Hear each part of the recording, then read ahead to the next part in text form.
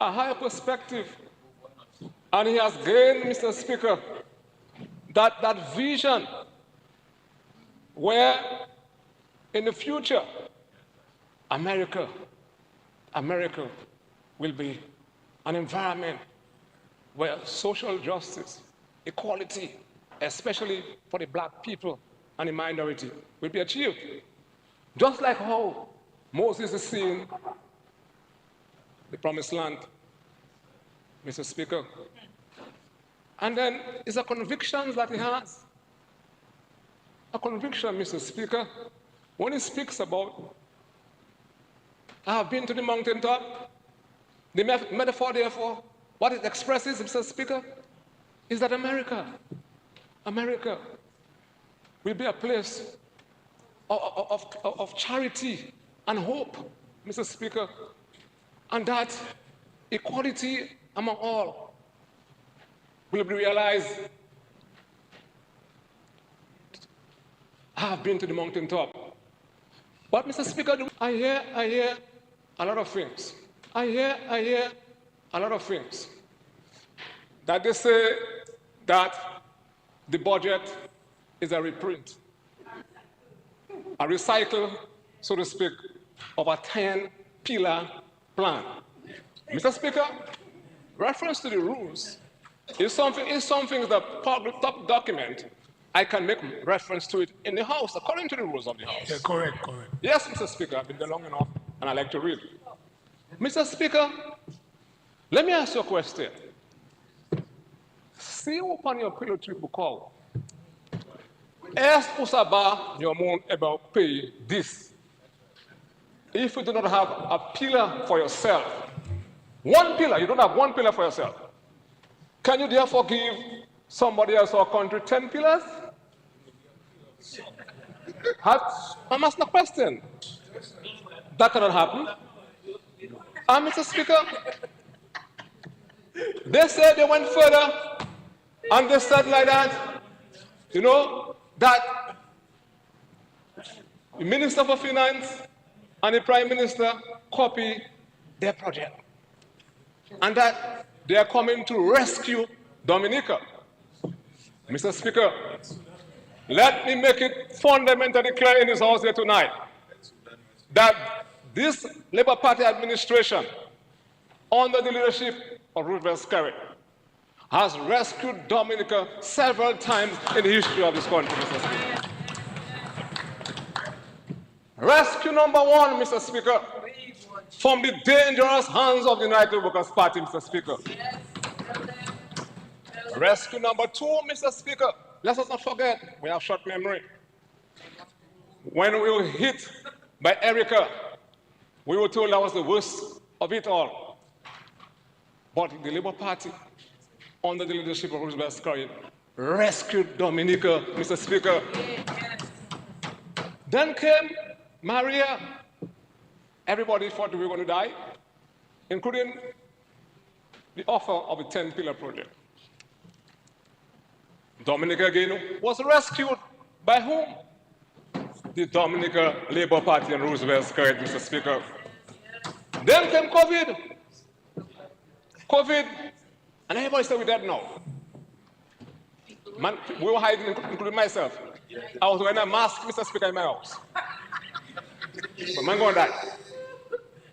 But again, we were rescued again by the Dominica Labour Party administration.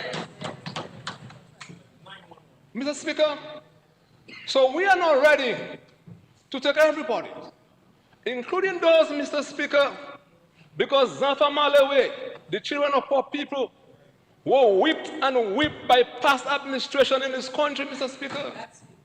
Whipped mercilessly, Mr. Speaker. And those who we found on the shadow of society, we are providing opportunities for them, Mr. Speaker, opening the doors for them of possibilities, Mr. Speaker. And those, Mr. Speaker, who are the margins of society, we brought them to the mainstream of society. Free education, Mr. Speaker, at the university. Free education at the State College, free education, Mr. Speaker, at the most formative years of a child's educational cycle. Early childhood education, Mr. Speaker. We are taking you to the mountaintop, and we're going to be there with you, Mr. Speaker. We're here with you, the Dominica Labour Party administration, Mr. Speaker. And Mr. Speaker, so they come, and then you can recall, Mr. Speaker, you're a guy, all of us. You heard Dr. Henderson spoke a while ago, say he was a fisherman, I never knew that. And there's something very important from that. They have been through the Dominican struggle. They realized that hardship, Mr. Speaker, and that helped build character. But Mr. Speaker, look at that. I want you to listen to me carefully, Mr. Speaker. Because when I first talking, and I heard Senator Henderson made reference to the GDP, the debt ratio to GDP, and says going back 10 and 20 years ago. You know, they see Dominica as a museum of the past, Mr. Speaker. A museum of the past. And you know what they put in a museum? Mr. Speaker, when we're not able to pay our salaries, when things were bad, or roads were bad, Mr. Speaker, we're not able to attract grants, Mr. Speaker. That is what they want to talk about. And when they're talking about the past, Mr. Speaker, your debt to GDP, Mr. Speaker, so far as the ratio is concerned, is relative to the size of the economy. And Mr. Speaker, when we took over this governance of this country, Mr. Speaker, the GDP of this country was $393 million, Mr. Speaker. It is now $1.9 billion, Mr. Speaker. Chalk and cheese. Let's not go back to the past. We're going forward, Mr. Speaker. We're going to the mountaintop, the promised land, Mr. Speaker. Mr. Speaker, and look at that. You heard the member for Roseau Central, the Minister for Housing, spoke about, Mr. Speaker, in this financial year, Mr. Speaker, an additional 81 houses, Mr. Speaker, will be made available to poor people, lifting them up to the mountaintop, Mr. Speaker. And so far, under the Labour Party administration, Mr. Speaker, 2,254 houses have been provided to the ordinary folks of this country who saw misery before, who used to wait and could not flush the waste, Mr. Speaker. No, Mr. Speaker, their lives have been lifted up, Mr. Speaker. That is to the mountaintop. All of us together, we are going to the promised land, Mr. Speaker, under the Dominican Labour Party, Mr. Speaker. And people were reduced to squatters. 454 families were given lots at 4 quarts, according to Honorable Greta, 4 quarts a square foot, Mr. Speaker. $1 per dollar. My grandfather aunt again, so $1 per square foot, Mr. Speaker. 454 families. We met them there. I can reference Benaravin. When I became the member of parliament, they offered them to sell land for them in Benaravin with no road, no light, no water. $5.54 a square foot. Magwisa, Mr. Speaker. How can you do that? The Workers' Party. They were supposed to be for the poor. Magwisa. It took us under the Labour Party administration to give them the land for $1 a square foot. We give them road, we give them water, we give them everything, Mr. Speaker. We are taking them to the mountaintop. All of us moving to the promised land together, Mr. Speaker. And Mr. Speaker, they can continue talking. And I heard them spoke about that they have a plan to rescue this country under the so-called 10 Pillar program. But Mr. Speaker, and they said that Dominica has no plan. But I'll get to that just now. But before I get to that, Mr. Speaker, I want to really take time out, Mr. Speaker, and commend this government, Mr. Speaker, and to say how I'm so elated that we are not only providing for those who met on the margins of society, the poor people who need to be lifted up, but the public officers, Mr. Speaker. $10 million being provided at 2%, Mr. Speaker, interest. That never happened before, Mr. Speaker. Provided to the Housing and Loans Board to lend, Mr. Speaker, to public servants, Mr. Speaker. And the list goes on. But when they speak about, Mr. Speaker, about we have no plan, but every party on that side must be geniuses and the Prime Minister. I'm going to get to that just now. So therefore, there's a savior. When we got struck by Hurricane Maria, we had experts from all parts of the globe, from Canada, United States, England, all different global organizations, converging Dominica, working together with our local experts to put a national agenda together, an integrated plan, so that to actually pave the way forward and to put this country not only on a recovery footing, but on a sustainable path for growth. And what was crafted and developed, Mr. Speaker? The National Resilient Development Strategy, with a time horizon of 2030. And every facet of this country's developmental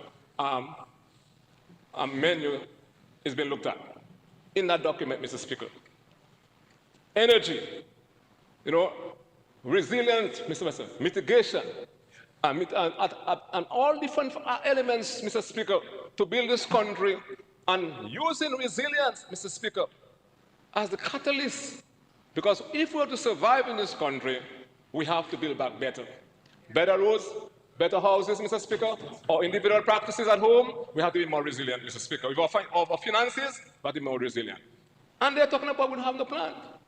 But when that was happening, Mr. Speaker, where were the geniuses who are now coming up right now with their 10-pillar project? They ran to Sudan. They were not in America when we needed the most. So, Mr. Speaker, I want to just ask a few questions of you, Mr. Speaker, through you. If you do not have a plan, how can you, Mr. Speaker, attract $170 million grant funded to construct a road, Mr. Speaker, from Lubia to Bacatel? $170 million grant money. If you're not able to provide, Mr. Speaker, a plan, not only a plan for the road, but your overall, Mr. Speaker, developmental plan, you're not going to get a grant of all that money from a country. Are you? No, it's impossible, AG. So, Mr. Speaker, they are on a mission. And I want to propose that, Mr. Speaker.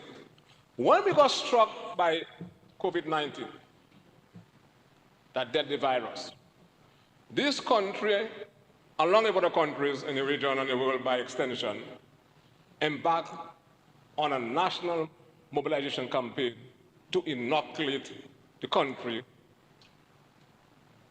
against that virus. To vaccinate the population, Mr. Speaker.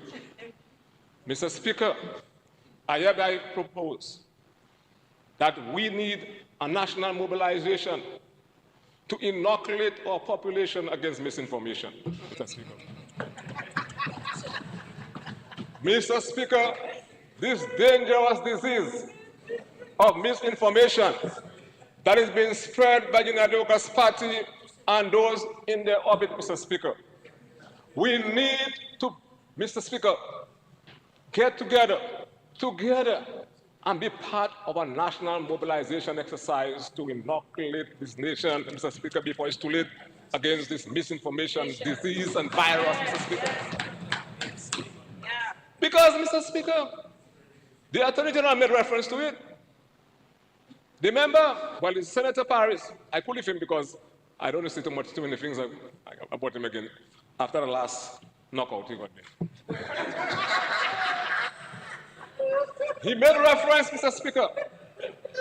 He made a reference, Mr. Speaker, okay, about the AG made reference to it, so I do not want to go and give it too much currency again, about certificate of naturalization. Knowingly that is misinforming the public.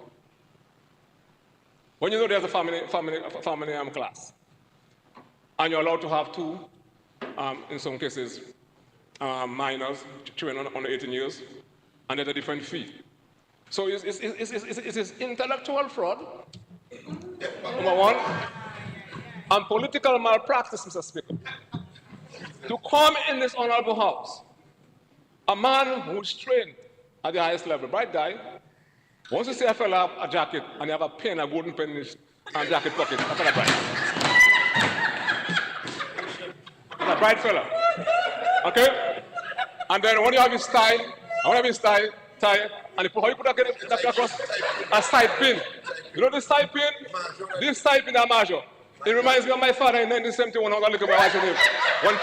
One tie just came to Dominica, Mr. Speaker. That's a bright fella. You're going back far. Alright? Alright? So, Mr. Speaker, you cannot say that because he knows better than that. So let's push it aside, Mr. Speaker. Let's put it aside. Alright?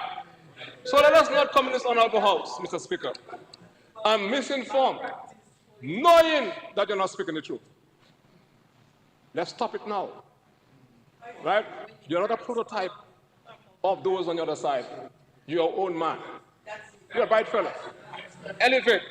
Come to the mountaintop with us, Mr. Speaker. So,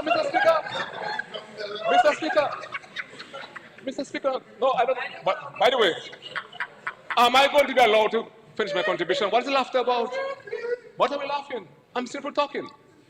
So can we just stay quiet? Let me finish my contribution. Yes. Thank you very much. Thank you. Mr. Speaker. Yeah. I know. Should I time my? I know. Mr. Speaker, the minimum wage, Mr. Speaker. The minimum wage, Mr. Speaker. Mr. Speaker, in this budget, a commitment is given again to raise the minimum wage. And I hear them again. I hear the voices on the other side. They're speaking about as they heard the Savior, as they heard the Savior talking about minimum wage, would have put it in our budget. Your friend. No, Mr. Speaker. Mr. Speaker. This Labour Party administration is the only party in government that has taken the adjustment of the minimum wage seriously, Mr. Speaker. And I stand here as an authority on that, Mr. Speaker. Not only knowing the law, but knowing, Mr. Speaker, what we have done. Because on the both occasions, 2008 and 2021, the 31st of August, when the minimum wage was adjusted, I was the minister, Mr. Speaker. And the last time I did my research, it was a Labour Party under Roosevelt Skerrit that was in office and still is in office, Mr. Speaker. So Mr. Speaker, I may want your permission just to watch that, but I'm not going to read it. But they contain, Mr. Speaker, the 1989 minimum wage order, the Dominican Freedom Party. We had 1990, 1995, 1996, 1997, 1998, 1999, 2000 January. Who was in office?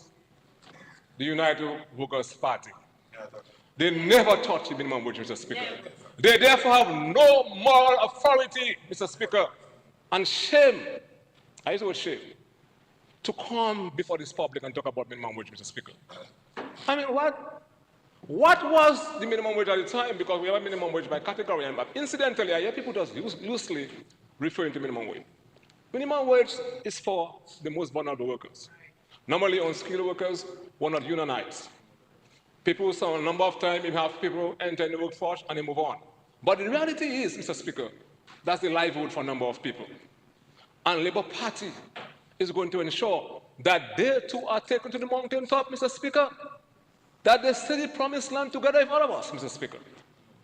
And that is why, Mr. Speaker, when in 2021, we did the economic analysis, we did the market survey, Mr. Speaker, because I hear guys talking about they're going to bring the minimum wage up to $12. They have not done any comparative analysis. What obtains in St. Kitts, in St. Lucia, with bigger economies, Antigua. And the last time I checked, last year, 2024, St. Lucia adjusted the minimum wage to $6.54. $6.54. Antigua is $9. St. Kitts is $12. St. Kitts has the highest. Mr. Speaker, you have to consult, you have to do the market research, you have to do the economic analysis, Mr. Speaker. We engaged the Ministry of Finance, we met with all the parties, and when this government, through the minister then, made a statement by way of a press release that's made reference to the adjustment of the minimum wage, contained therein, if you want to go back online, you can see it, Google it, that there shall be an annual review, Mr. Speaker, of the minimum wage review to making further adjustment, Mr. Speaker. This is a government and party that is planning, that is deliberate, and is concerned about everyone in this country, Mr. Speaker, especially those on the lower end of the food chain, Mr. Speaker. And there, as you heard the Prime Minister said, Minister for Finance, there will be a further adjustment to the minimum wage. Because at the end of the day, Mr. Speaker, I want to believe that the employees should have a piece of the profit of the businesses they serve. And that, Mr. Speaker, should be reasonable pay, Mr. Speaker. You have the cashiers working, some of them have the subjects, long hours, Mr. Speaker. They must be able to live decently, Mr. Speaker, on their wages, Mr. Speaker, at the end of the week or at the fortnight, Mr. Speaker. It's the labor power they're using, and they have to be paid for the labor power, Mr. Speaker. And the Labour Party is the only hope, Mr. Speaker, to have that minimum wage adjusted. You in Sudan, what is minimum wage in Sudan? What is the minimum wage? So, in fact, the matter is, I don't want to say it because I don't want to decry another country. Because you say you went to rescue Sudan. No, I heard he's in Bangladesh now, but you say he was called in Bangladesh to advise, but I hear you're looking for a container of rice to come down normally can sell. That's what I was told. So, Mr. Speaker, that's what I was told. So, Mr. Speaker, we have to get serious, Mr. Speaker. Yeah, focus on his policy statement, But no, not on personal. If you are savior, if you are savior of a country, why are you looking for a container of rice for you to come back and sell? Yes, sir? So, Mr. Speaker, we shall amend and adjust the minimum wage, Mr. Speaker. Mr. Speaker, I want to make a reference to something else. But in the budget, Mr. Speaker, and it's a major pillar of this budget to bring relief to the poor people of this country. And that's why I say it has a socio-economic objective. Now, the number of people at the point of purchase, Mr. Speaker, have it hard. The basic stuff that you use to sustain your lives, Mr. Speaker, if you don't eat, you're going to die. Let's not fool ourselves. All of a sudden, the vex that the government came and eliminated taxes, VAT and import, and expanded the menu of grocery items, the vex. And what they vex more about, they vex that the government has removed the taxes on almond milk, Mr. Speaker. So one said to drink almond milk then. One said to drink organic almond milk, Mr. Speaker. No, we are saying in the Labour Party that we want everybody, including the poor Malawi, to drink almond milk, Mr. Speaker. So that thing, so I'm hoping, because I do my groceries myself. That's what I'm saying? Yeah, whatever. So, Mr. Speaker, I am saying, Mr. Speaker, I'll be looking at the shelves, because I want to see the adjustment on the shelves.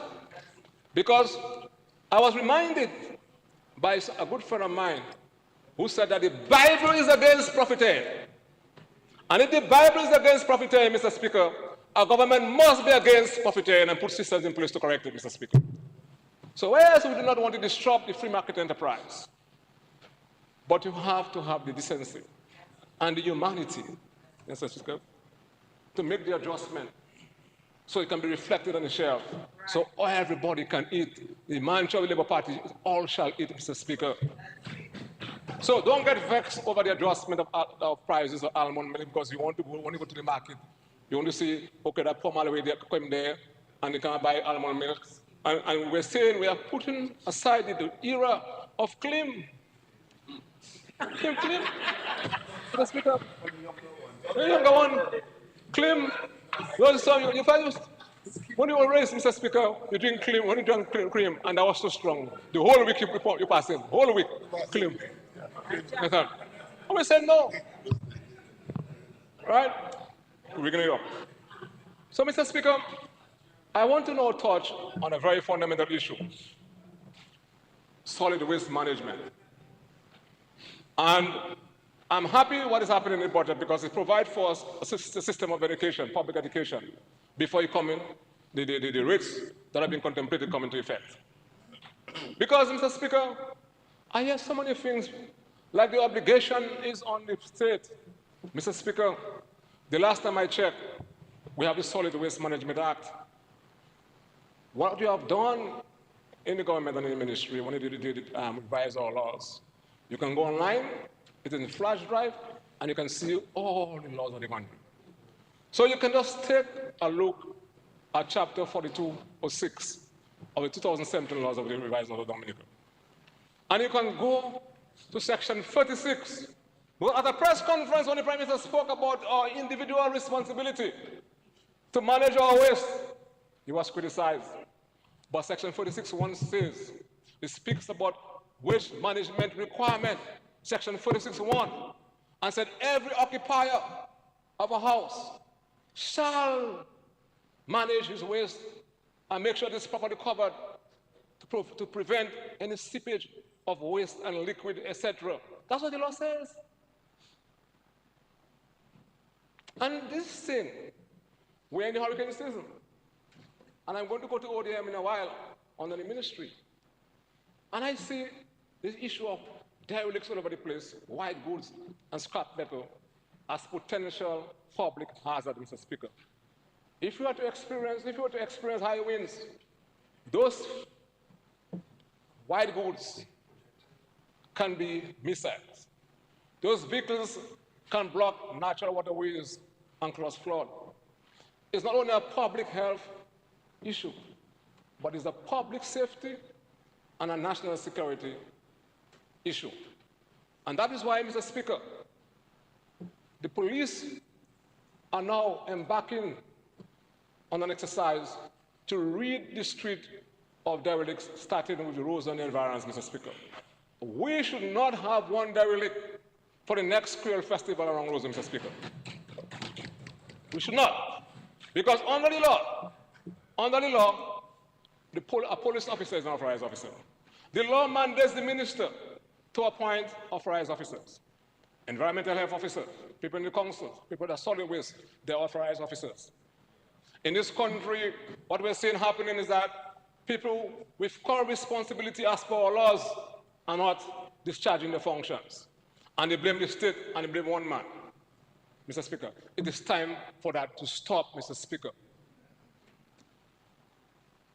Before you stop, if you go under Section 40 subsection 1 of the Act I just made reference to, it says that, Mr. Speaker, owners of derelicts, white goods and scrap metal shall take those items I just referenced to an authorized landfill, Mr. Speaker, shall, not may, shall.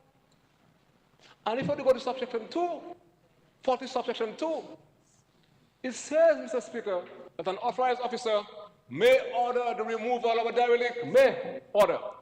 If you go to section 40 subsection 3, it says that an authorized officer may remove using his discretion. So this thing I hear some people saying, you have to give the people ample notice as per, a number of weeks. That is not true. The law is clear, and they were looking for excuses for us not to perform our functions, Mr. Speaker. So we are moving with the derelicts, and I want to commend the police so far, Mr. Speaker, for the work that they have been doing, and I'm calling on the public to move your derelicts, Mr. Speaker. Clean the place. When I go to a place like Goodwill, growing up before, Mr. Speaker, in Goodwill, when you heard about Goodwill, you used to talk about, top ranking. Now you see in certain lanes, I don't know what lanes, derelicts all over the place. Kings Hill, Bath Estate, Palm Grove, around Roseau, Bath Road, derelict. What is that, Kenfield? We have to purge the city and this country of derelicts. If you're talking about being clean and green, we have to get serious, Mr. Speaker, in this country. And I know some people have a beef with me on that. But Mr. Speaker, let me tell you something. You have to do what you have to do. You have to do what you have to do, Mr. Speaker. And some people will have a beef with you when you act, but you have to do it. I will always stand for law and order. As a minister, as a private citizen, Mr. Speaker, I will always stand for law and order, Mr. Speaker. And the civility of a country, of a society, is threatened, Mr. Speaker, when there's no law and order. The foundation of a society, Mr. Speaker, depends on law and order, Mr. Speaker. And social order is not possible if we do not have a sense of law and order and respect for the rule of law, Mr. Speaker. And we have individual responsibilities that we must discharge and stop downloading them on somebody else. Mr. Speaker, if I quickly were to make a reference, I do not want to go beyond my time, to some of the departments under the Ministry of National Security and Legal Affairs. We take our functions very seriously, and I want to take this opportunity to express my gratitude to the Permanent Secretary and all the staff members, down to the cleaners. Mr. Speaker, when we had our end of year party, we recognized our workers, and one of the most outstanding workers was the messenger, because we value the service that everybody in the ministry discharges, Mr. Speaker. But I want to start, Mr. Speaker, with the rule of law. And I want to talk about access to justice. And he made reference to that. And I want to start, firstly, Mr. Speaker, with the office of the DPP. Mr. Speaker, at the just concluded assizes, we had 42 matters, and every matter was disposed of. There were 14 returned guilty pleas, but I want to make reference to 5 matters that were discontinued at the High Court for administrative blunders. And he made reference a while ago about people sitting on the bench. And this is not to black eye anybody, Mr. Speaker. And one of the matters, Mr. Speaker, was a murder. And I'm happy that the DPP reinstated that matter. Where, for some reason, the police did their work, everybody did their work, everybody was deposed before the magistrate court, the matter was transmitted to the High Court, and one person forgot to sign the deposition for 5 matters. That cannot be right, Mr. Speaker. That cannot be right. That cannot be right. I have therefore requested a report on this matter. It cannot be right for one person failing to sign the deposition for 5 cases, one including a murder and other serious matters. And I want to make an next point there. Because we, some years ago, with the assistance of Mr. Ray Harris, one of the most renowned legal draft person in the region, and the world by extension, we met with all the stakeholders. We look at the Sexual Offences Act, expanded the definitions in a number of cases. And why I'm saying that? Because one of the matters that were discontinued is the failure of the defense of the accused, of the victim, to testify. And that victim happens to be a minor, which means that person cannot take a decision for his or herself.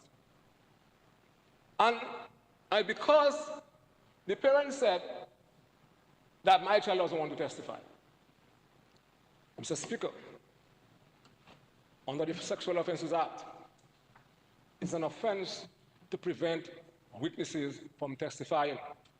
It carries a penalty of 7 years, Mr. Speaker. And it's time that, and I'm writing about that people, including parents and guardians, whoever you may be, teachers, nurses, doctors, who prevent minors who have been abused by malfaitors. You know what a malfaitor is? Mr. Speaker, should be charged and taken before the court and sent to jail, Mr. Speaker. Because when you prevent that young child who was sexually abused from testifying, for whatever arrangement you get, you are destroying that child's life forever, Mr. Speaker. And therefore, it's not right to blame the politicians So we have to have this marriage between the various agencies of socialization to ensure that we care for our child. The home starts with the home, Mr. Speaker. And I'm condemning that, Mr. Speaker. So these things happen at the court. And it's not been made to the public. And then when you see these things unfold, they blame the politicians, Mr. Speaker. So I'm hoping, at the DPP office, Mr. Speaker, we shall, in this new financial year, look at the various positions and create positions like a deputy DPP, Mr. Speaker, and a senior state council. And that will be replicated, Mr. Speaker, in the departments like the legal aid clinic, Mr. Speaker, to ensure that people do not feel wasted. And there's, at least some room for continuity and a succession plan going forward, Mr. Speaker. Mr. Speaker, you heard the Prime Minister here, the AG, that we shall be engaging a special prosecutor, Mr. Speaker, to deal with matters that somehow gotten lost in the system and to bring some new life to it. And that person has already been identified, Mr. Speaker, and we have already drafted the terms of reference for that person's engagement. We have seen that, Mr. Speaker, and you heard in a press conference when the Prime Minister announced the return of NICOT. The Minister had given instruction, the Permanent Secretary has met with some of the staff. The Bar Association will be engaged to ensure the intention is to have the NICOT start no later than the first week in September 2025.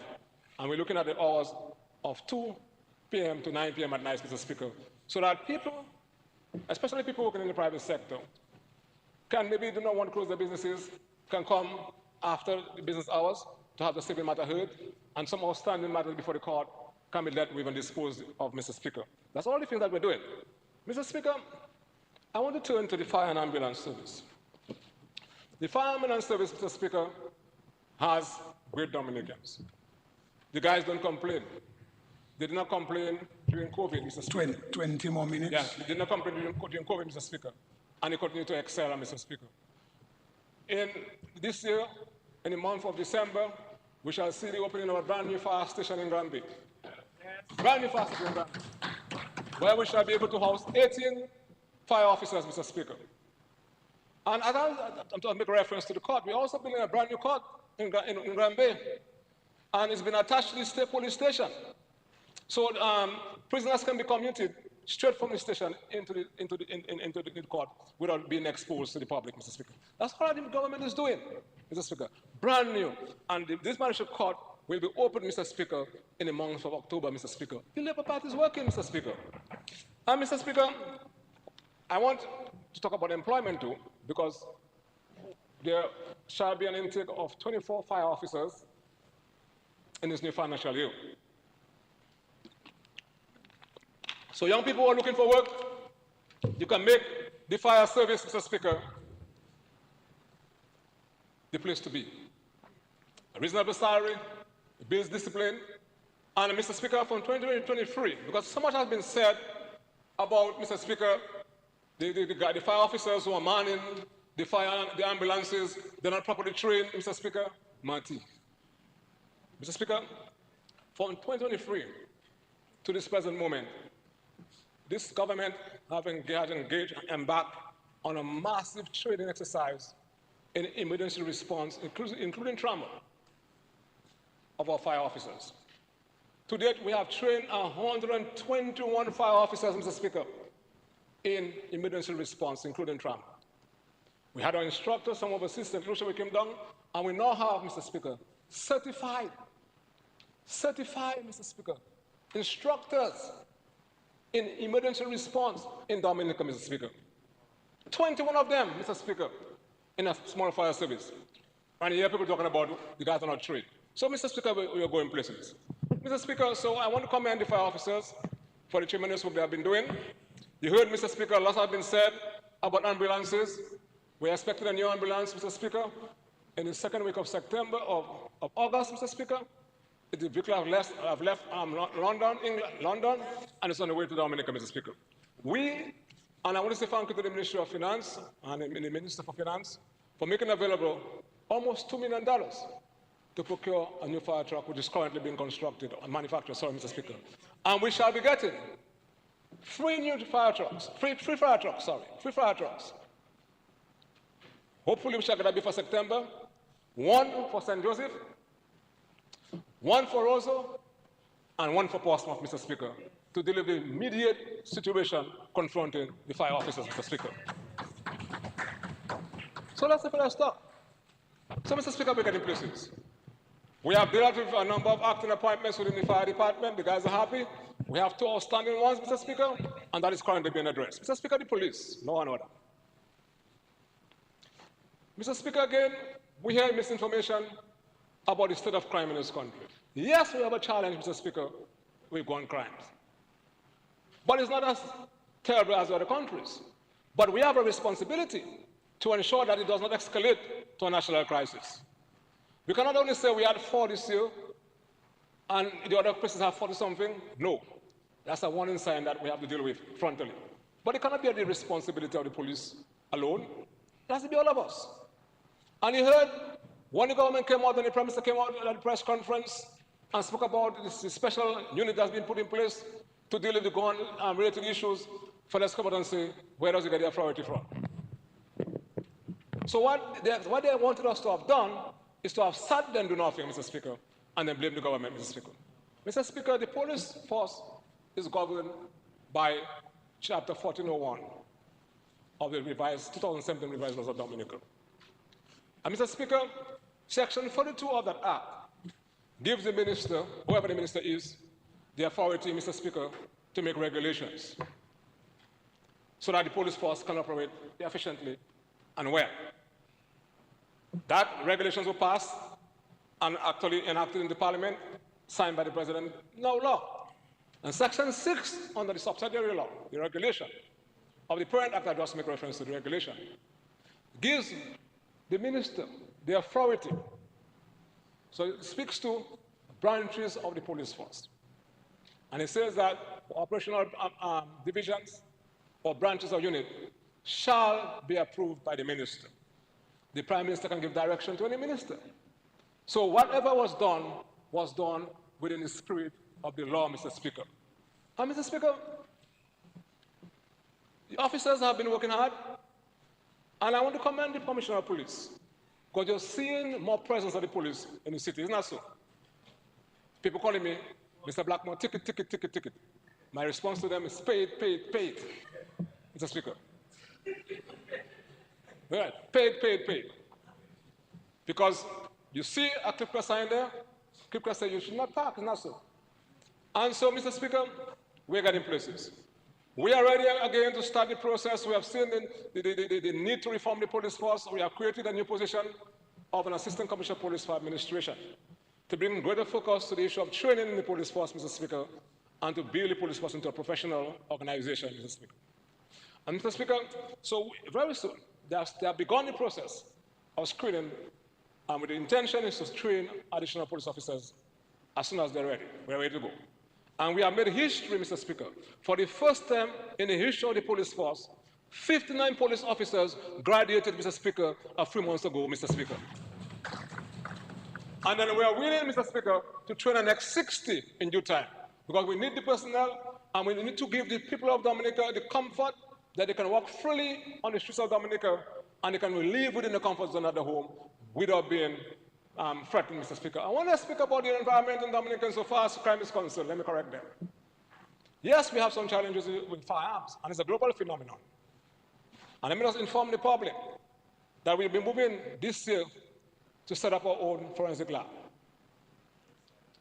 We have just gotten, yesterday, we got information, Mr. Speaker, of the approval of the equipment that we need, Mr. Speaker, to capture the ballistic readings of firearms that have been used to commit crimes.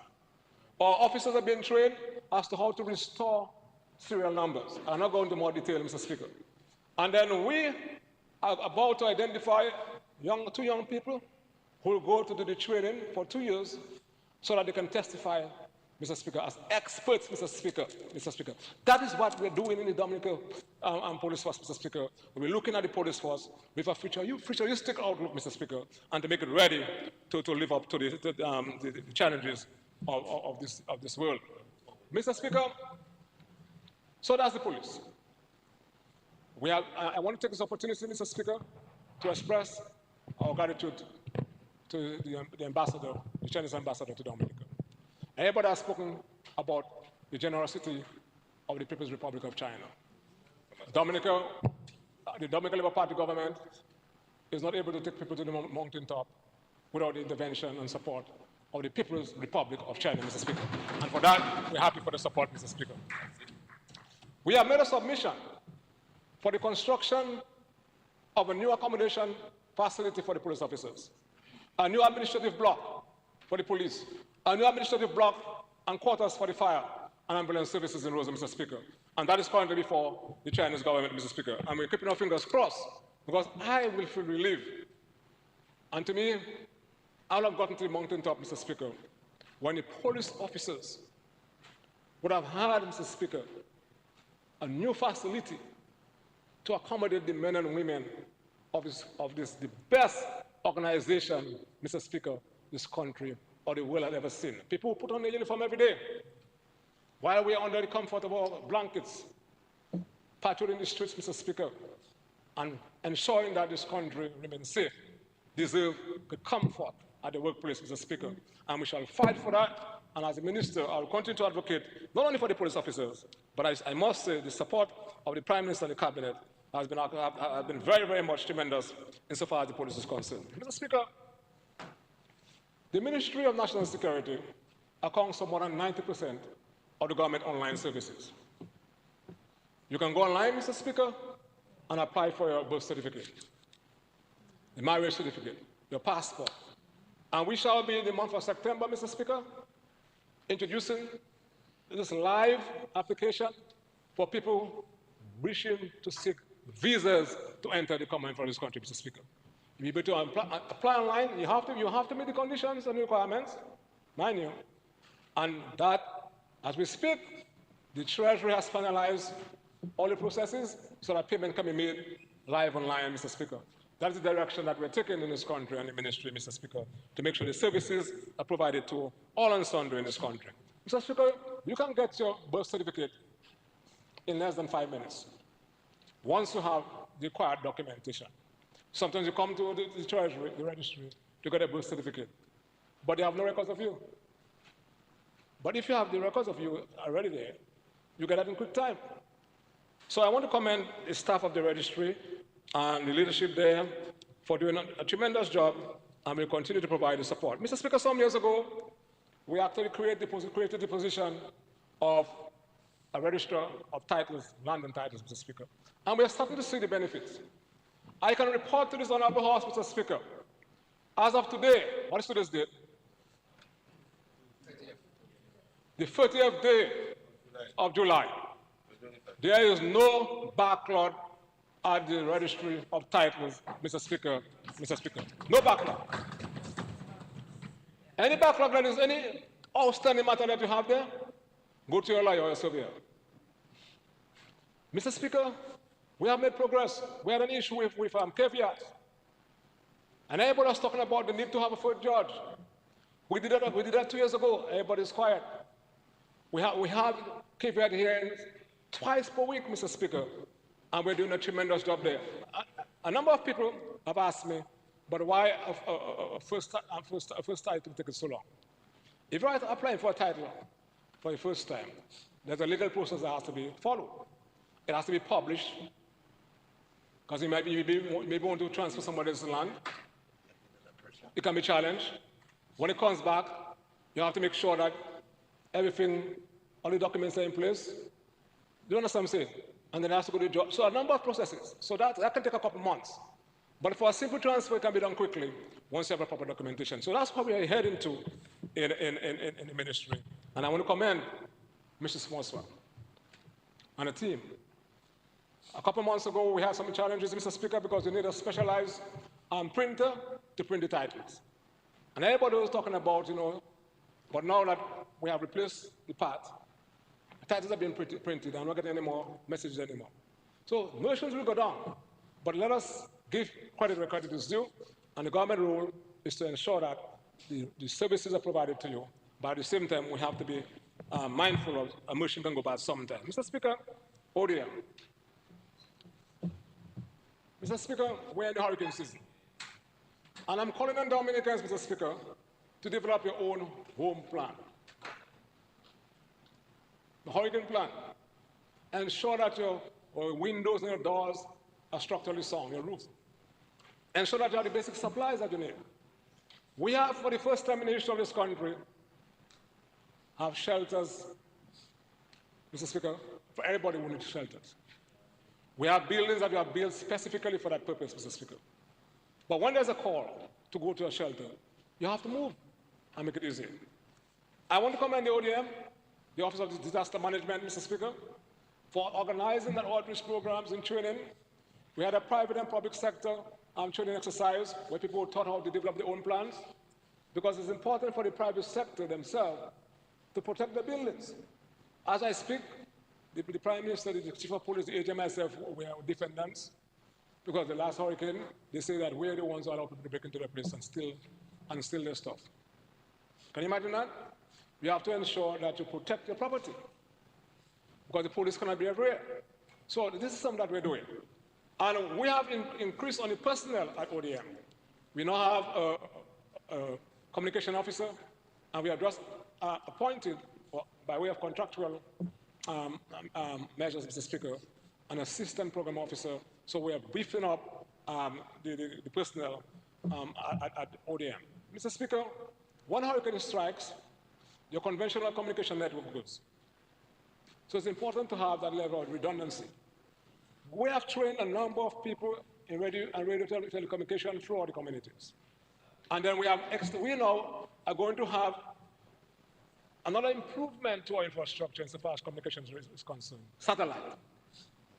And that is important, Mr. Speaker. So all these things that we're doing, Mr. Speaker. So we are on the right track as we will continue, Mr. Speaker. And the Met offices, we have our own headquarters. And when you go to certain countries in the Caribbean, when you see where they're operating, but we have our, and we're able to do our own forecasting. We're able to issue our own warnings, our own watches, Mr. Speaker. We're able, Mr. Speaker, using our weather station to tell the locality where the weather is going to be more pronounced in terms of impact, because of the investment that this Labour Party administration has done in the Met services of this country, Mr. Speaker. So that's it. We have water gauges all over the places, Mr. Speaker, at elevation points. So, Mr. Speaker, we can monitor water levels, and in quick time, that information can be transmitted to the technical people who can and then five more minutes. And then 10 minutes. Mr. Speaker, I move that the Honourable Minister for National Security be given an additional 15 minutes to conclude his presentation. It has been moved and seconded that the Honourable Minister be given an additional 15 minutes. Those in favour? Those against? The ayes have it. Honourable Blackmore, you are given an additional 15 minutes.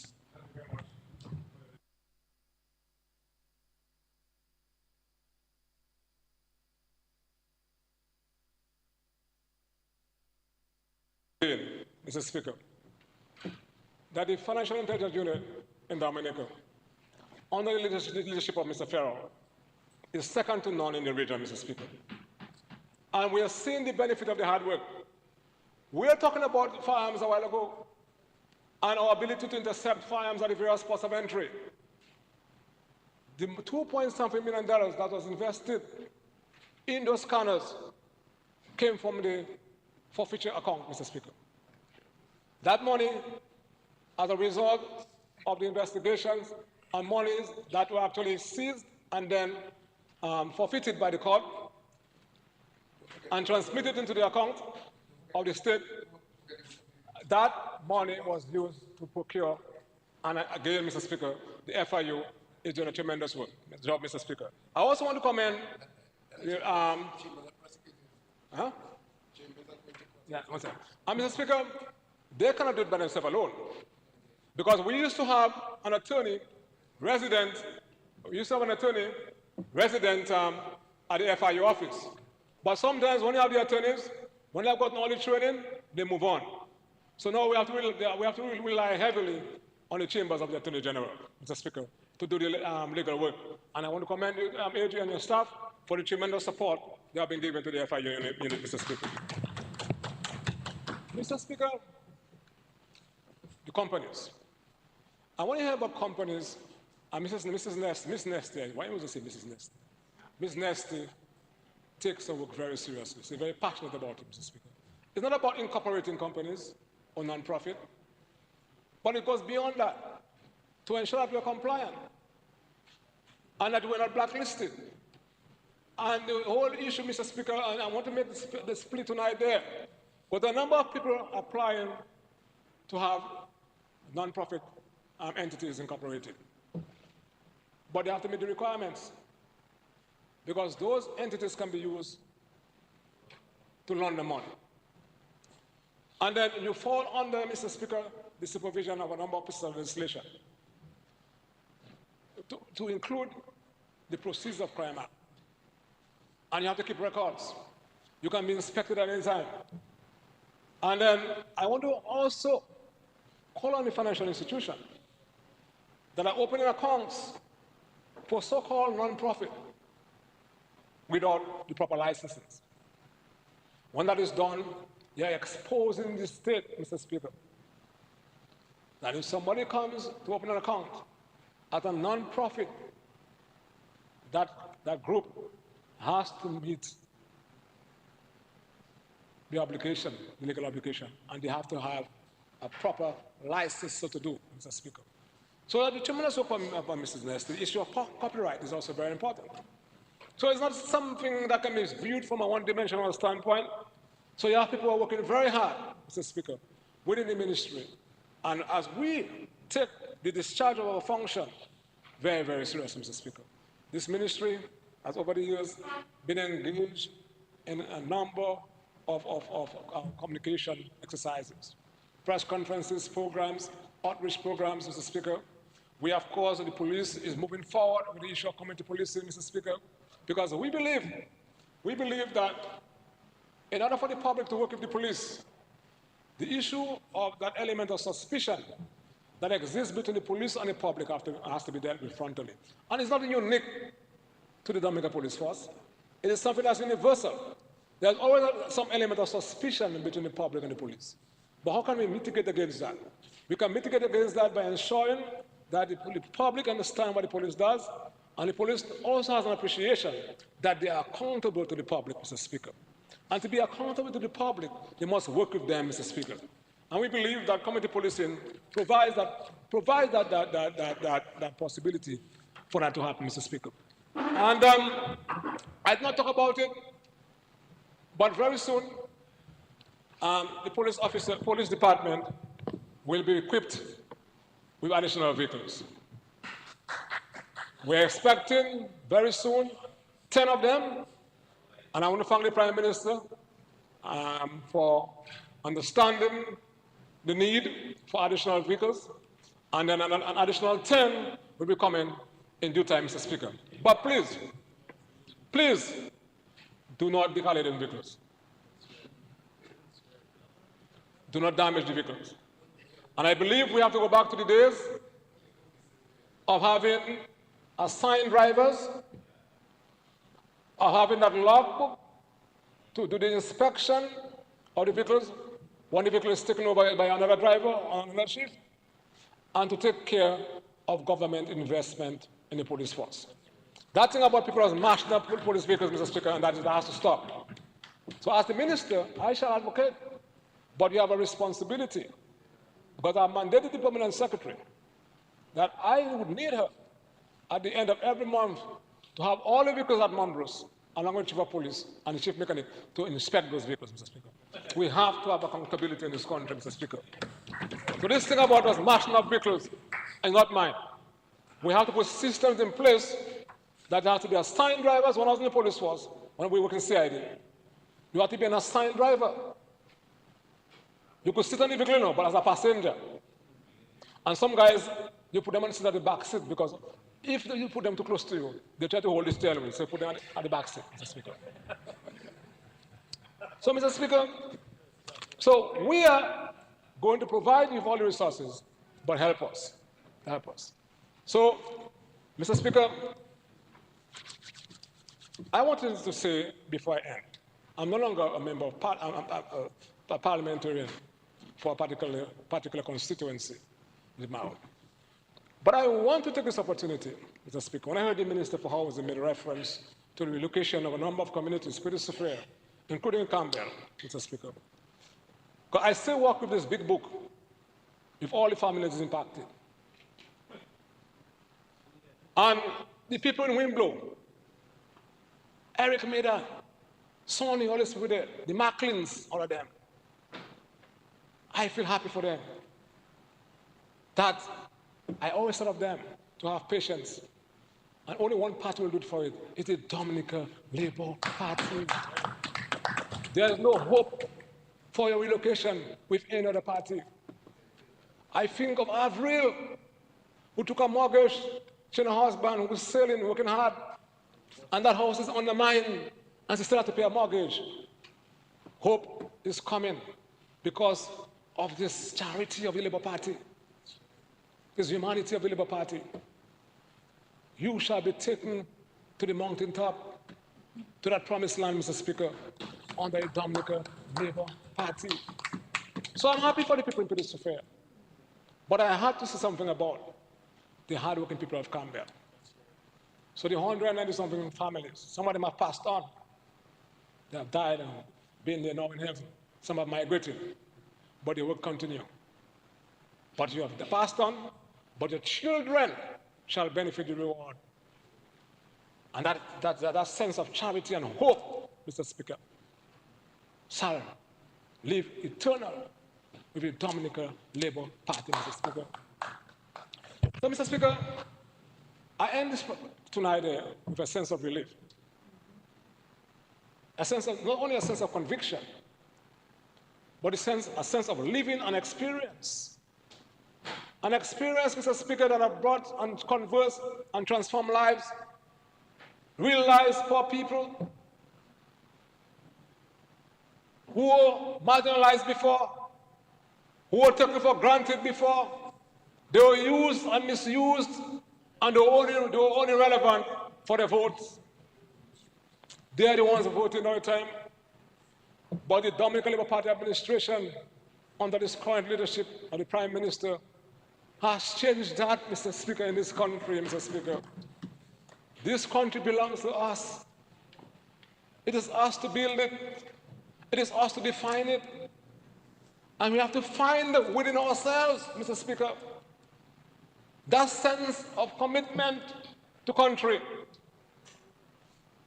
And our coat of arms is inscribed, Après bon Dieu c'est la terre. The member for Marigot doesn't understand that and send it to parish. It means after God is the land. Yes. Yes. You want to be a member, but it's going to be hard for him because Mr. Flipping around the promised land. So, Mr. Speaker, and we realize that. That is why, Mr. Speaker, we are giving every Dominican the chance to have a piece of Dominica. So all those guys who are talking about, they're speaking from the other side, across the waters, that the Savior is coming. If they're 10 pillar what? Tell them the Savior is within the Dominica Labour Party administration, Mr. Speaker. It is this party that has taken this country from every crisis to recovery and now prosperity. And when they talk about growth, you cannot grow a country, you cannot grow a country's economy without addressing, Mr. Speaker, the constraints to growth. The constraint to grow bad roads, Mr. Speaker, are poor human capital.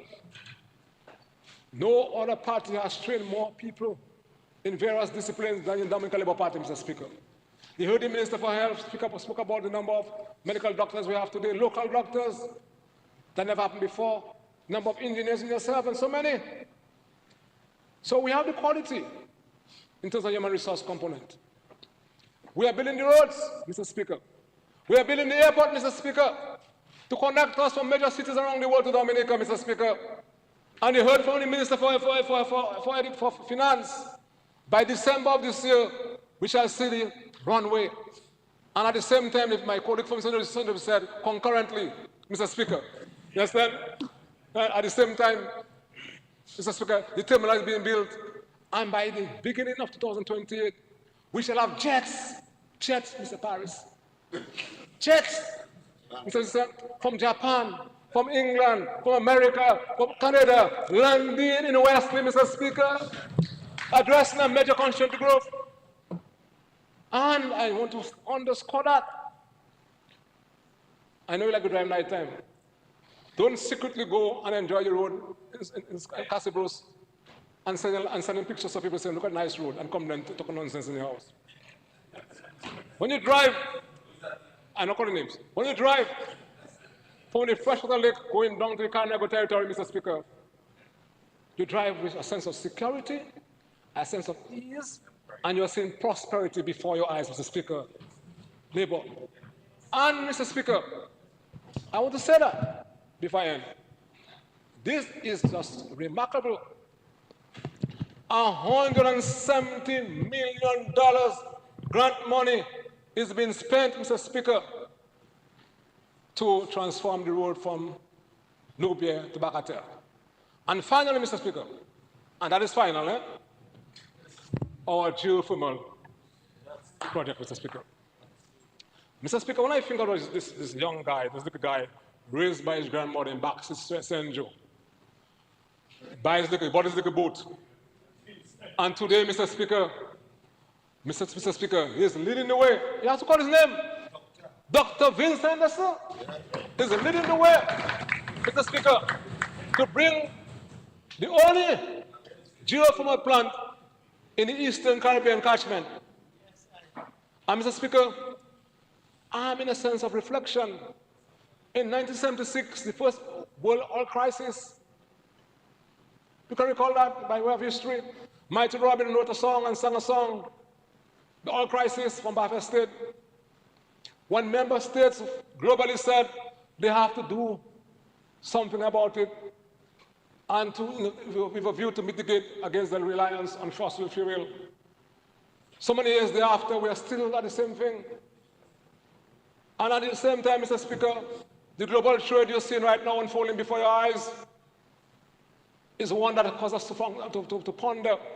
And this little country, very soon, Mr. Speaker, will have a geothermal plant, fully functional, with current going to people's homes, Mr. Speaker. That is development, Mr. Speaker. That is addressing a major constraint to growth, lower energy prices, Mr. Speaker, and, Mr. Speaker, growing the economy, Mr. Speaker. And I must talk about the marina. I must talk about the cable car, Mr. Speaker. Mr. Speaker, together, not some, we are marching to the promised land. And this budget provides the lift to this mountaintop, this promised land of prosperity, Mr. Speaker. I thank you very much, Mr. Speaker.